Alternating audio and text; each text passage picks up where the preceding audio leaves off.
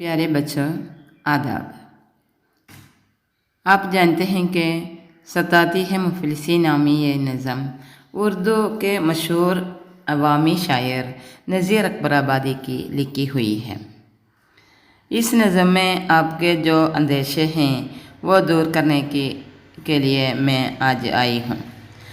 हम नज़ीर अकबर आबादी के बारे में ज़्यादा जानने के लिए कोशिश करें। आप किताब लीजिए, सफ़ा नंबर 8 देखिए, एक बार पढ़ने की कोशिश कीजिए। अच्छा, मैं एक बार ये पढ़कर सुनाऊं। आप किताब में देखिए। नज़ीर अकबर आबादी उर्दू के मशहूर अवामी शायर थे। वो 1740 ईस्वी को दिल्ली में पैदा हुए। उनका असली नाम वली मोहम्मद था। उर्दू नज़म नगारी का बाकायदा आगाज़ उनसे हुआ। समाज के हर तबके के लोगों से उनका ताल्लुक़ और मेलजोल था। उनकी शायरी में हिंदुस्तानी तहज़ीब की झलक मिलती है। बरसात, होली, दिवाली, आदमी नामा, बंजारा नामा, रोटी नामा वगैरह उनकी मशहूर नज़में हैं। वो नेचुरल शायरी के इमाम थे। 1830 ईस्वी में आगरा में उनका इंतकाल हुआ। प्यारे बच्चों, मैं चंद सवाल करना चाहती हूँ। उर्दू अदब के अवामी शायर कौन हैं? ठीक है, नज़ीर अकबर आबादी। नज़ीर अकबर आबादी कहाँ पैदा हुए और कब? 1740 ईस्वी को दिल्ली में। नज़ीर अकबर आबादी का असली नाम क्या है? वली मोहम्मद।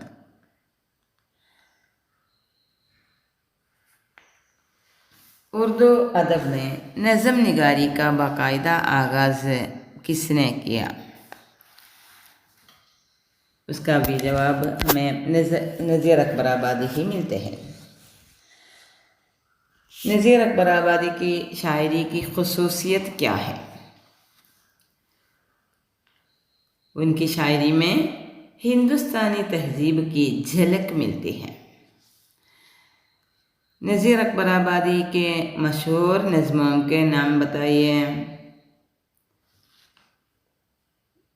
बरसात, होली, दिवाली, आदमी नामा, बंजारा नामा, रोटी नामा।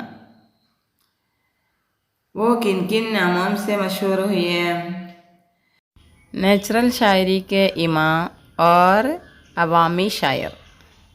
प्यारे बच्चों, उर्दू अदब में उनको अवामी शायर का मकाम मिला है क्योंकि वो समाज के ऊंचे नीचे सभी लोगों से ताल्लुक़ रखते हैं।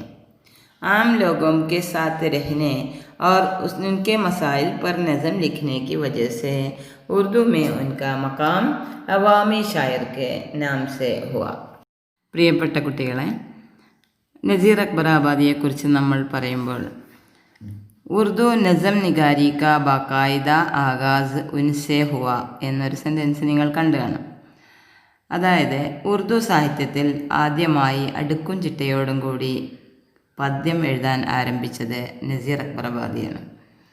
ഇദ്ദേഹത്തെ അവാമി ഷായർ എന്ന പേരിലാണ് ഉർദു സാഹിത്യം വിശേഷിപ്പിക്കുന്നത്. സാധാരണക്കാരൻ്റെ പ്രശ്നങ്ങളെ കൂടുതലായി ഉദ്ധരിച്ച ഒരു കവിയാണ് നസീർ അക്ബർ ആബാദി. അവരുടെ പ്രശ്നങ്ങളെ ആഴത്തിൽ പഠിച്ചും ജനമധ്യത്തിലേക്ക് അവരുടെ പ്രശ്നങ്ങളെ ഉയർത്തിക്കൊണ്ടുവന്നും അതിനൊരു പരിഹാരം കാണാൻ ശ്രമിച്ച ഏറ്റവും മഹാനായ ഒരു കവിയാണ് നസീർ അക്ബർ ആബാദി. അതുകൊണ്ട് തന്നെ അദ്ദേഹത്തെ അവാമി ഷായർ എന്ന പേരിലാണ് ഉർദു സാഹിത്യം വിശേഷിപ്പിക്കുന്നത്. രണ്ടാമത്തെ കാര്യം, അദ്ദേഹം വോ നാച്ചുറൽ ഷായരിക്ക് ഇമാം ഥേ എന്നാണ്. പ്രകൃതിയോടുള്ള അദ്ദേഹത്തിൻ്റെ സമീപന രീതി നിങ്ങൾ നോക്കൂ. ഈ പദ്യങ്ങളുടെ പേരുകളൊക്കെ ശ്രദ്ധിച്ചാൽ നമുക്ക് മനസ്സിലാവും. ബർസാത്ത്, ഹോളി, ദിവാലി, ആഘോഷവേളകളെക്കുറിച്ച്, പ്രകൃതിയുടെ രമണീയതയെക്കുറിച്ച് കവി വളരെ ഗഹനമായ രീതിയിൽ നമ്മോട് ഒരുപാട് സംവദിക്കുന്നുണ്ട്. അതുകൊണ്ട് തന്നെ അദ്ദേഹം നാച്ചുറൽ ഷായരിക്ക് ഇമാം എന്ന പേരിലും അറിയപ്പെടുന്നു. ഏതാണ്ട് 90 വയസ്സോളം ജീവിച്ച നമ്മുടെ മഹാനായ കവിക്ക് യഥാർത്ഥ പേര് വലി മുഹമ്മദ് എന്നാണ്. അദ്ദേഹത്തിൻ്റെ കവിതകളിൽ മൊത്തം നമുക്ക് ഹിന്ദുസ്ഥാനി തെഹ്സീബ് കി ഝലക് മിൽത്തി ഹെ എന്നാണ്. നിങ്ങൾ കണ്ടല്ലോ, ഉൻകി ഷായരി മേ ഹിന്ദുസ്ഥാനി തെഹ്സീബ് കി ഝലക് മിൽത്തി ഹെ, ഇന്ത്യൻ സംസ്കാരത്തിൻ്റെ ഒരു മിന്നാട്ടം. അതാണ് അദ്ദേഹത്തിൻ്റെ കവിതകളിൽ നിഴലിച്ച് കാണുന്നത്. ഇത് ഈ ആഘോഷവേളകളെക്കുറിച്ചൊക്കെ അദ്ദേഹം വളരെ മനോഹരമായിട്ടാണ് കവിതകൾ എഴുതിയിട്ടുള്ളത്. മാത്രമല്ല, സമൂഹത്തിൻ്റെ ഏറ്റവും താഴെ തട്ടിലുള്ള ആളുകളുമായിട്ടുള്ള അദ്ദേഹത്തിൻ്റെ കൂട്ടുകെട്ട്, ബന്ധം, താല്ലുക്ക്, ആ ताल्लुक और मेलजूल, समाज के हर तबके के लोगों से उनका ताल्लुक और मेलजूल था. സമൂഹത്തിൻ്റെ എല്ലാ വിഭാഗം ജനങ്ങളുമായിട്ട് അദ്ദേഹത്തിന് ബന്ധവും സമ്പർക്കവും ഉണ്ടായിരുന്നു എന്നുള്ളതാണ്. അതുകൊണ്ട് തന്നെയാണ് അദ്ദേഹം അവാമി ഷായറായത്. इस नज़म में शायर मुफलिस की हालत पर बयान देते हैं या मुफलिसी से होने वाले मसाइल पर चर्चा करते हैं. आप किताब देखिए, मैं एक बार पढ़कर सुनाऊं. जब आदमी के हाल पर आती है मुफलिसी, किस किस तरह से उसको सताती है मुफलिसी. प्यासा तमाम रोज़ बिठाती है मुफलिसी, भूखा तमाम रात सुलाती है मुफलिसी. ये दुख व जाने जिस पे के आती है मुफलिसी. मुफलिस की कुछ नज़र नहीं रहती है आन पर, देता है अपनी जान वो एक एक नान पर. हर आन टूट पड़ता है रोटी के खान पर, जिस तरह कुत्ते लड़ते हैं एक इस्तिखान पर, वैसा ही मुफलिसों को लड़ाती है मुफलिसी. मुफलिस का दर्द दिल में कोई ठानता नहीं, मुफलिस की बात को भी कोई मानता नहीं, ज़ात और हस्ब नस्ब को कोई जानता नहीं, सूरत भी उसकी फिर कोई पहचानता नहीं, यहाँ तक नज़र से उसको गिराती है मुफलिसी. दुनिया में लेके शाह से ए यार ता फ़कीर, खालिक न मुफलिसी में किसी को करे असीर, अशराफ को बनाती है एक आन में फ़कीर, क्या क्या मैं मुफलिसी की ख़राबी कहूँ नज़ीर, वो जाने जिसके दिल को जलाती है मुफलिसी. प्यारे बच्चों, आप पहला बंद देखिए. जब आदमी के हाल पे आती है मुफलिसी, किस किस तरह से उसको सताती है मुफलिसी.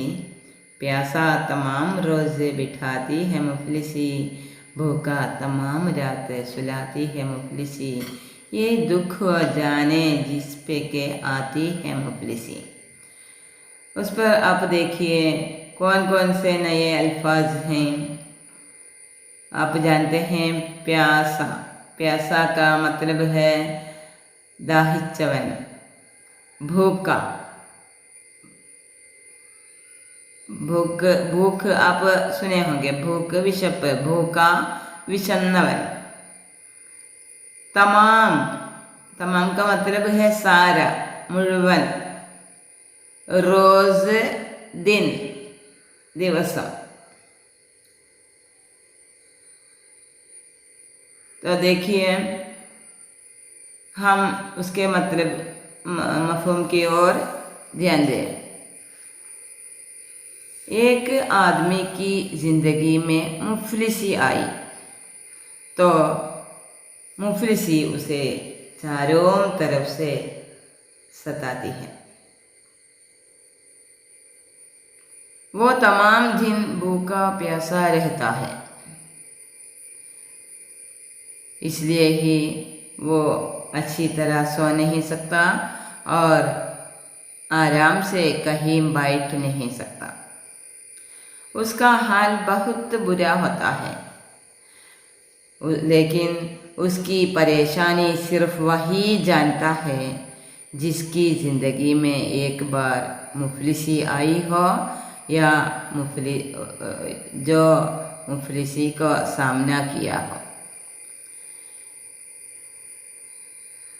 एक आदमी की ज़िंदगी में मुफलिसी आती है तो वो उसे चारों तरफ से സതാനെ लगती है। ഒരു മനുഷ്യൻ്റെ ജീവിതത്തിൽ ദാരിദ്ര്യം വന്നാൽ അത് അദ്ദേഹത്തെ 4 ഭാഗത്തു നിന്നും വേട്ടയാടിക്കൊണ്ടിരിക്കും. രാവും പകലും അദ്ദേഹം അവശനായി വിശന്ന് വലഞ്ഞ് നടക്കും. അതുകൊണ്ട് തന്നെ അദ്ദേഹത്തിന് രാത്രി ഉറക്കം കിട്ടുകയില്ല, എവിടെയും സ്വസ്ഥമായിരിക്കാൻ അദ്ദേഹത്തിന് സാധിക്കുകയില്ല. അദ്ദേഹത്തിൻ്റെ ആ സങ്കടം ആരറിയാൻ? അദ്ദേഹത്തിൻ്റെ സങ്കടം അയാൾക്ക് മാത്രമേ അറിയൂ. അല്ലെങ്കിൽ ജീവിതത്തിൽ ഒരിക്കലെങ്കിലും ദാരിദ്ര്യം അനുഭവിച്ച ആൾക്ക് മാത്രമേ അദ്ദേഹത്തിൻ്റെ സങ്കടങ്ങളെക്കുറിച്ച് അറിയാനാവൂ എന്നാണ് ആദ്യത്തെ ബന്ദിലെ आशय। आप दूसरे बंद की तरफ आइए। मुफलिस की कुछ नज़र नहीं रहती है आन पर, देता है अपनी जान वो एक एक नान पर। हर आन टूट पड़ता है रोटी के खान पर, जिस तरह कुत्ते लड़ते हैं एक उस्तखान पर, वैसा ही मुफलिसों को लड़ाती है मुफलिसी। नज़र का मतलब आप जानते होंगे, काഴ്ച, दृष्टि എന്നൊക്കെയാണ്। आन आन का मतलब है इज्जत, अंदस, और एक मतलब है നിമിഷം। 2 വട്ടം ഇതിൽ ആൻ എന്നുള്ള പദം വന്നിട്ടുണ്ട്. അതുകൊണ്ട് തന്നെ ഒരു ആദ്യത്തെ വരിയിൽ അഭിമാനം, അന്തസ് എന്നൊക്കെയാണ് അർത്ഥം. 3ാമത്തെ വരിയിൽ ആൻ വന്നത് നിമിഷം എന്ന അർത്ഥത്തിലാണ് എടുക്കേണ്ടത്. നാൻ എന്ന മറ്റൊരു പദമുണ്ട്, ആൻ നാൻ. ആൻ സെ ക്യാ മുറാദ് ഹെ ചോദിച്ചാൽ നമുക്ക് ഇസ്സത്ത് എന്ന് എഴുതാം, അതുപോലെ ലംഹ നിമിഷം എന്ന് എഴുതാം. നാൻ എന്നത് നമ്മുടെ റോട്ടി എന്നാണ്. നാൻ റോട്ടി, ഒരു തരത്തിലുള്ള ഉണക്ക റൊട്ടിയാണ് നാൻ എന്നുള്ളത്. ഹർ ആൻ ടൂട്ട് പടുത്താ ഹെ, ഓരോ നിമിഷവും അയാൾ ചാടി വീഴും എന്നാണ്. റോട്ടിക്ക് ഖാൻ പർ, ഖാൻ എന്നുള്ളത് ദസ്തർഖാൻ എന്നുള്ള ഒരു ഷോർട്ട് ഫോം ആയിട്ടാണ് ഇവിടെ കവി ഉപയോഗിച്ചിട്ടുള്ളത്. അതായത് തീൻമേശ, പണ്ട് കാലത്ത് ഉപയോഗിച്ചിരുന്ന ഒരു സാധനമാണ്. സുപ്ര, സവറ എന്നൊക്കെ പറയുന്ന നമ്മൾ ഭക്ഷണം കൊണ്ടുവന്ന് വെക്കുമ്പോൾ വിരിക്കുന്ന ഒരു സാധനം. ഒരു പ്ലാസ്റ്റിക്കിൻ്റെ ഒരു വലിയ കവറാണ്, ഡിസൈൻ ചെയ്തൊരു കവറാണ്. അതിന് ആണ് നമ്മൾ ദസ്തർഖാൻ എന്ന് പറയുന്നത്. പണ്ട് ഭക്ഷണം കൊണ്ടുവന്ന് വെക്കാൻ അന്ന് തീൻമേശ ഇല്ലാത്ത, ഡൈനിങ് ടേബിൾ ഇല്ലാത്ത സമയത്ത് നമ്മൾ ഉപയോഗിച്ചിരുന്നൊരു സാധനമാണത്. മാരോടൊക്കെ ചോദിച്ചാൽ, വലിയമാരോടൊക്കെ ചോദിച്ചാൽ അവരെ വ്യക്തമായിട്ട് നിങ്ങൾക്ക് പറഞ്ഞു തരും. പാവപ്പെട്ട ഒരു മനുഷ്യൻ, വിശന്നു വലഞ്ഞ ആ മനുഷ്യൻ ഭക്ഷണം കണ്ടാൽ നാണവും മാനവും മറക്കും. കേവലം ഒരു റൊട്ടിക്ക് വേണ്ടി അല്ലെങ്കിൽ ഒരു നേരത്തെ ഭക്ഷണത്തിനു വേണ്ടി ജീവൻ നൽകാൻ പോലും അയാൾ തയ്യാറാണ്. ഭക്ഷണം കണ്ടാൽ അയാൾ ചാടി വീഴും. ജിസ് തരഹ കുത്തേ ലഡ്തേ ഹൈ ഏക് ഇസ്തിഖാൻ പർ, കുത്തെ നിങ്ങൾക്കറിയാലോ, ഇസ്തഖാൻ എന്ന് പറഞ്ഞാൽ ഹഡ്ഡിക്ക ടുക്കട എന്നാണ്. ഹഡ്ഡി എന്നാൽ എല്ല്, ഒരു എല്ലും കഷ്ണത്തിന് വേണ്ടി നായ്ക്കൾ കടിപ്പിടി കൂടുന്നത് പോലെയാണ് ഭക്ഷണത്തിന് വേണ്ടി ഈ പാവപ്പെട്ടവർ കലഹിക്കുന്നത് എന്നാണ് ഇവിടെ കവി പറയുന്നത്. മുഫ്ലിസ് की कुछ नज़र नहीं रहती है आन पर, मुफलिस को अपनी आन बान की कोई बात नहीं, वो एक रोटी के टुकड़े के लिए अपनी जान तक देने के लिए तैयार होता है. एक हड्डी के टुकड़े के लिए जिस तरह कुत्ते झगड़ते हैं, उसी तरह एक रोटी के टुकड़े के लिए वो आपस में लड़ते झगड़ते हैं. ഒരു എല്ലിൻ കഷ്ണത്തിന് വേണ്ടി കടിപ്പിടി കൂട്ടുന്ന നായ്ക്കളെ പോലെ ഭക്ഷണത്തിന് വേണ്ടി, അല്ലെങ്കിൽ ഒരു നേരത്തെ ഭക്ഷണത്തിന് ഒരു റൊട്ടി കഷ്ണമാണെങ്കിലും അതിനു വേണ്ടി പാവപ്പെട്ടവൻ കടിപ്പിടി കൂടുന്നു എന്നുള്ളതാണ്. ഇങ്ങനെ അവരെ വഴക്കടിപ്പിക്കുന്നത് അവരുടെ പട്ടിണിയാണ്, അവരുടെ ദാരിദ്ര്യമാണ് എന്നാണ്. ഈ ഭാഗത്ത് നമ്മൾ പ്രത്യേകം ശ്രദ്ധിക്കേണ്ടത് ആൻസെ ക്യാ മുറാദ് ഹേ, നാൻസെ ക്യാ മുറാദ് ഹേ എന്ന ചോദ്യങ്ങളുണ്ട്. ആൻ എന്നുള്ളതിന് ഇജ്ജത്ത്, നാൻ എന്നുള്ളതിന് റോട്ടി. ഇത് രണ്ടുമാണ് നിങ്ങൾ നോട്ട് ചെയ്യേണ്ടത്.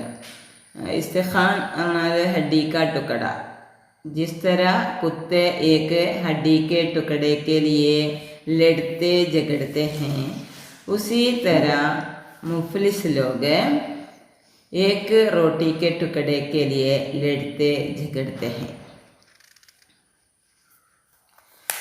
और तीसरा बंद देखिए, मुफलिस का दर्द दिल में कोई ठानता नहीं, मुफलिस की बात को भी कोई मानता नहीं, ज़ात और हस्ब नस्ब को कोई जानता नहीं, सूरत भी उसकी फिर कोई पहचानता नहीं, यहाँ तक नज़र से उसको गिराती है मुफलिसी.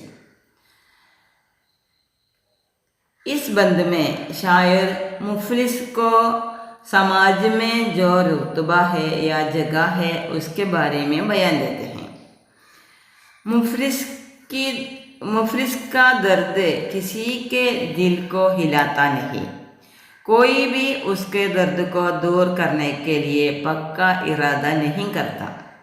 मुफलिस का कहना सुनने वाला और उसके बारे में पूछने वाला और उसे पहचान कर मदद करने वाला यहाँ कोई नहीं है.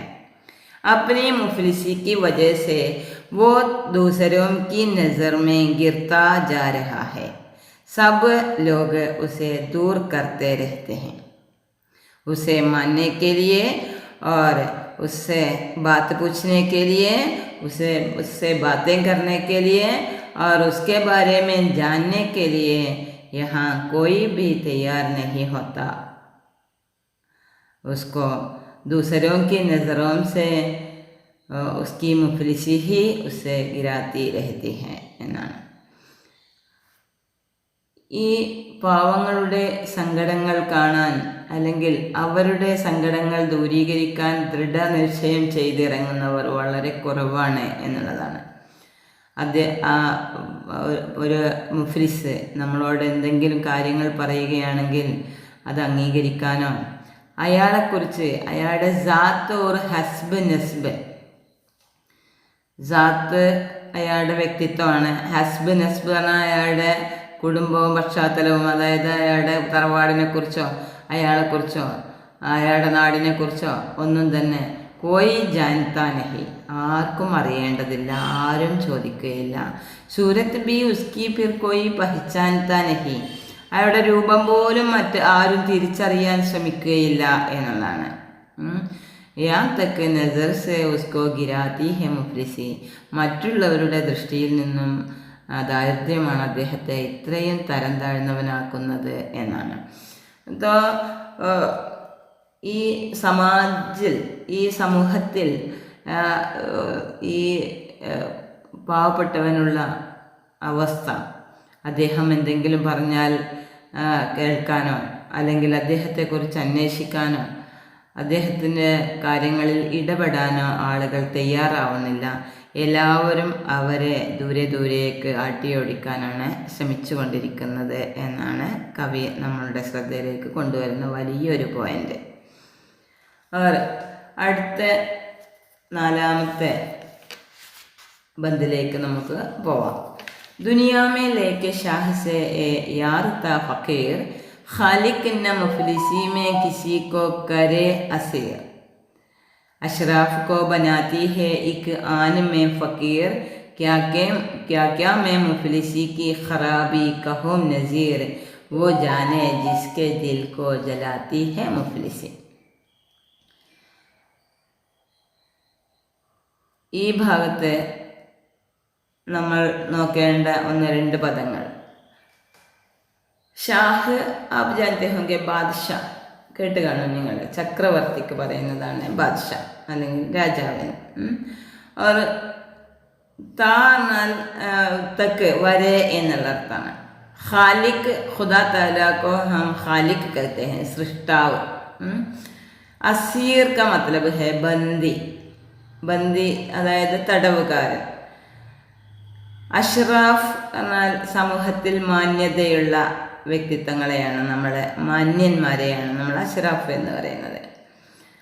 ആൻ നമ്മൾ നേരത്തെ പറഞ്ഞതാണ്. അതുപോലെ തന്നെ ഖറാബി കുറവുകൾ അല്ലെങ്കിൽ മോശമായ അവസ്ഥകൾ. ഖറാബി എന്നാൽ മോശമായ അവസ്ഥയാണ്. മുഫ്ലിസി की खराबी कहूँ नज़ीर, क्या क्या मैं मुफलिसी की खराबी कहूँ नज़ीर. ഈ ദാരിദ്ര്യത്തിൻ്റെ ഏതെല്ലാം കുറവുകളെ ന്യൂനതകളെയാണ് ഇനി ഞാൻ പറയേണ്ടത് എന്നാണ് നസീർ പറയുന്നത്. അപ്പോൾ അദ്ദേഹത്തിന് ഒരുപാട് ഈ ദാരിദ്ര്യം മനുഷ്യൻ്റെ ജീവിതത്തിൽ വന്നു കഴിഞ്ഞാൽ അതിനെപ്പറ്റിയുള്ള ഒരുപാട് അതിൻ്റെ മോശമായ അവസ്ഥകൾ ഒരുപാട് പറയാനുണ്ട്. എത്രത്തോളമാണ് പറയേണ്ടത് അത്രത്തോളം ഇനിയും ഒരുപാട് ബാക്കിയുണ്ട് എന്നാണ് കവി നമ്മോട് ഉത്ബോധിപ്പിക്കുന്നത്. വോ ജാനെ ജിസ്കെ ദിൽ കോ ജലാത്തി ഹെ മുഫ്ലിസി. ഇതൊക്കെ ആർക്ക് മാത്രമേ അറിയുള്ളൂ? ആരുടെ മനസ്സിനെയാണോ ദാരിദ്ര്യം ഇങ്ങനെ ദഹിപ്പിച്ചു കൊണ്ടിരിക്കുന്നത്. ജൽന കത്തുക, ജലാന കത്തിക്കുക, ദഹിപ്പിക്കുക. ദാരിദ്ര്യം വേട്ടയാടി വേട്ടയാടി ആരുടെ മനസ്സിനെയാണോ ഇങ്ങനെ ദഹിപ്പിച്ചു കൊണ്ടിരിക്കുന്നത് അവർക്ക് മാത്രമാണ് കവിയുടെ ഈ പോയിന്റുകൾ വളരെ പെട്ടെന്ന് മനസ്സിലാവുക എന്നാണ് കവി നമ്മോട് പറയുന്നത്. ദുനിയാമേലേക്ക് ഷാഹ് സേ യാർ താ ഫക്കീർ. ഈ ലോകത്തിൽ നമ്മൾ മൊത്തം എടുക്കുകയാണെങ്കിൽ രാജാക്കന്മാരും ഫക്കീറന്മാരും, രാജാവ് മുതൽ ഫക്കീർ വരെ നമ്മളുടെ ഈ ലോകത്തിൽ നമുക്ക് കാണാൻ സാധിക്കും. ഒരുപാട് സമ്പന്നരുണ്ട്. അന്നാണത്തെ അന്നത്തിന് വേണ്ടി ഒരു 100 വാതിൽക്കൽ പോയി 100 ആളുടെ മുന്നിൽ പോയി കൈ നീട്ടുന്ന പാവങ്ങളുണ്ട്. ഖാലിഖിന്റെ മുഫ്ലിസീമേ കിസിക്കോ കരേ അസീർ. കവി ഒരു വലിയ പോയിന്റാണ് ഇവിടെ നമ്മളോട് പറയുന്നത്. എന്താണ്? അല്ലാഹു സുബ്ഹാനഹു വ തആല ആരെയും ഈ ദാരിദ്ര്യത്തിൽ ബന്ധിച്ച് കെട്ടിയിട്ടിട്ടില്ല എന്നതാണ്. ഖാലിഖിന്ന മുഫ്ലിസീമേ കിസിക്കോ കരേ അസീർ. ദാരിദ്ര്യത്തിൽ അകപ്പെടുത്തി സ്ഥിരമായി ആരെയും വെച്ചിട്ടില്ല. അഷ്റാഫ് കോ ബനാത്തി ഹെ ഇക് ആൻ മേ ഫക്കീർ, ഖുദാ ചാഹേ തോ അഷ്റാഫ് കോ ഭി ഏക് ആൻ മേ ഫക്കീർ ബനാ സക്താ ഹെ. അള്ളാഹു ഉദ്ദേശിക്കുകയാണെങ്കിൽ എത്ര വലിയ സമ്പന്നനാണെങ്കിലും അദ്ദേഹത്തെ ഒരു നിമിഷം കൊണ്ട് റബ്ബിന് എന്ത് ചെയ്യാൻ കഴിയും? ഫക്കീറാക്കാൻ കഴിയും. ക്യാ ക്യാ മേ മുഫ്ലിസി കി ഖറാബി കഹൂം നസീർ. അതുകൊണ്ട് തന്നെ ഈ ദാരിദ്ര്യത്തിൻ്റെ എന്തെല്ലാം മോശമായ വശങ്ങളുണ്ടോ അതെല്ലാം തന്നെ എങ്ങനെയാണ് ഞാൻ നിങ്ങളോട് വിവരിക്കേണ്ടത് എന്നാണ്. അപ്പോൾ നമ്മൾ നമ്മുടെ ഉള്ളിൽ എന്ത് വേണം? അള്ളാഹു ഇന്ന് തന്ന അനുഗ്രഹങ്ങളെ നമ്മളുടെ കഴിവ് വെച്ചല്ല, ഇത് റബ്ബ് എനിക്ക് തന്നതാണ് എന്നുള്ള ബോധത്തോടു കൂടി മുന്നോട്ട് പോകാനാണ് കവി നമ്മളെ ഉത്ബോധിപ്പിക്കുന്നത്. അപ്പോൾ ഈ ലോകത്തിൽ നമ്മൾ ഒരുപാട് വേഷങ്ങൾ, മനുഷ്യരുടെ ഒരുപാട് ഭാവങ്ങൾ നമ്മൾ കാണുന്നുണ്ട്. ഫക്കീർ, രാജാവ് മുതൽ ഫക്കീർ വരെയുള്ള എല്ലാ മനുഷ്യരും നമ്മുടെ ചുറ്റുപാടിലേക്കൊന്ന് കണ്ണോടിച്ചാൽ ഒരുപാട് സുഖലോലുപതയോട് കൂടി കഴിയുന്നവരുണ്ട്, ഒരുപാട് പ്രയാസങ്ങളോട് കൂടി കഴിയുന്നവരുണ്ട്. അള്ളാഹു ഉദ്ദേശിച്ചാൽ ഖൈറും ബർക്കത്തും അള്ളാഹു ഉദ്ദേശിച്ചവർക്ക് നൽകാൻ അവന് ഒരു പണിയില്ല. വളരെ കുറഞ്ഞ സമയത്തിനുള്ളിൽ എന്താവാം, ഫക്കീർ ധനികനാവാം, ധനികൻ ഫക്കീറാവാം. അപ്പോൾ അള്ളാഹുവിൻ്റെ ഔദാര്യത്തെ നമ്മൾ മനസ്സിലാക്കി അത് ഒരു അഹങ്കാരമായി കാണാതെ എനിക്ക് അള്ളാഹു തന്ന അനുഗ്രഹങ്ങൾ ഏത് നിമിഷവും അവൻ തിരിച്ചെടുക്കാൻ കഴിവുള്ളവനാണ് എന്ന് അറിഞ്ഞുകൊണ്ട് ജീവിക്കാനാണ് നസീർ അക്ബറാബാദി നമ്മളെ ഈ കവിതയിലൂടെ ഓർമ്മപ്പെടുത്തുന്നത്. അപ്പോൾ ഏകദേശം നിങ്ങൾക്ക് ഈ കാര്യങ്ങൾ മനസ്സിലായി കാണുമെന്നാണ് ഞാൻ വിചാരിക്കുന്നത്. നാലാമത്തെ ബന്ദ് ഒന്നുകൂടി ഞാൻ പറയാം. ഷായർ ഹമേ യാദ് ദിലാത്തെ हैं कि खुदा ताला किसी को भी मुफलिसी में बंद नहीं किया है. खुदा चाहे तो बादशाह एक आन में फ़कीर भी बन सकता है, फ़कीर अमीर भी बन सकता है. मुफलिसी भी खुदा की दी हुई है, सब खुदा ताला की हिकमत है. इसलिए हमें चाहिए कि मुफलिस की मदद करें और खुदा की दी हुई मुसीबतों में उसका साथ दें और हमारे सामने से मुफलिसी दूर करने की कोशिश करें. प्यारे बच्चों, खाना, कपड़ा, घर वगैरह इंसान की बुनियादी ज़रूरतें हैं. ഭക്ഷണം, വസ്ത്രം, പാർപ്പിടം ഇവയെല്ലാം മനുഷ്യരുടെ അടിസ്ഥാന ആവശ്യങ്ങളാണ്. लेकिन आज की समाजी जामियत कुछ इस तरह है कि जो अमीर लोग हैं वो ख़ुद ब खुद ज़्यादातर इस्तेमाल करते हैं और बाकी बर्बाद करते हैं. खुदर्ज़ इंसान दूसरों के बारे में सोचता नहीं. आप ज़रा सोचिए, खुदा ताला ने हमें ज़कात और सदका देने की तरग़ीब दी है और न देने से होने वाले अज़ाब की तरफ ताकीद भी की है. लेकिन आज हमारा दिल इतना ख़राब हो गया है कि हम खाते भी नहीं, खिलाते भी नहीं.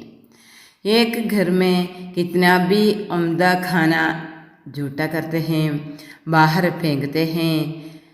बाहर फेंकने पर भी हम दूसरों को देता नहीं. हमारी अलमारी में कितने अच्छे अच्छे कपड़े हैं. करोड़ों रुपया खर्च करके अमीर लोग बड़े बड़े बंगले बनाते हैं. सड़क के किनारे दुकानों के बरामदे में सोने वालों को वो देखता नहीं.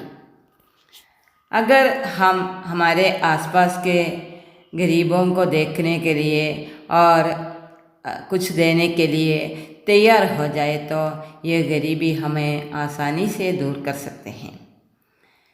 ഇന്ന് നമ്മൾ ചുറ്റുപാടിലേക്കൊന്ന് കണ്ണോടിച്ചാൽ